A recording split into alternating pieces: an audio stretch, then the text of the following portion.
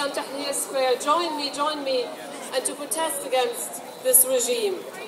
Women were there on the Maidan, women have been part of the protest against the regime, but why shouldn't they be part of it? Since the beginning of the 20th century, Egyptian women have been at the forefront. They have been part of the revolution against the British in 1919. They were part of the revolution in 52. They were part of the student movement in the 1970s. Egyptian women's rights activists have been at the forefront of Arab women's rights activism for the past 60 years or so. But I think many people don't see that women are part of this because we have this idea, well, they are Arab women, they are oppressed, they are passive.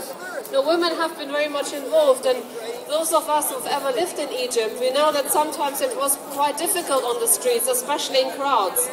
But one of the amazing things over the last 18 days was that there was so much respect. I mean, women who have been in the Maidan and, no one harassed them. There was lots of dignity and respect.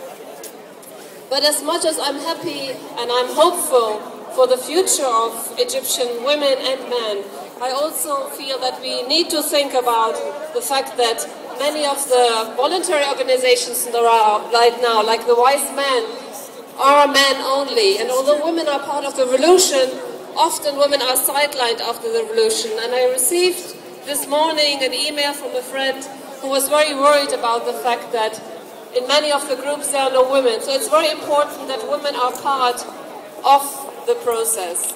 And I think one of the things that is also very important to keep in mind is that women's rights can never come from outside.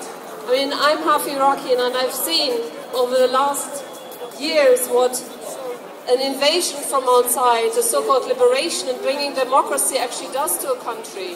If anything, women's rights actually experience a backlash. If we are serious about women's rights, we have to acknowledge that they have to come from within. They cannot come from without. Thank you.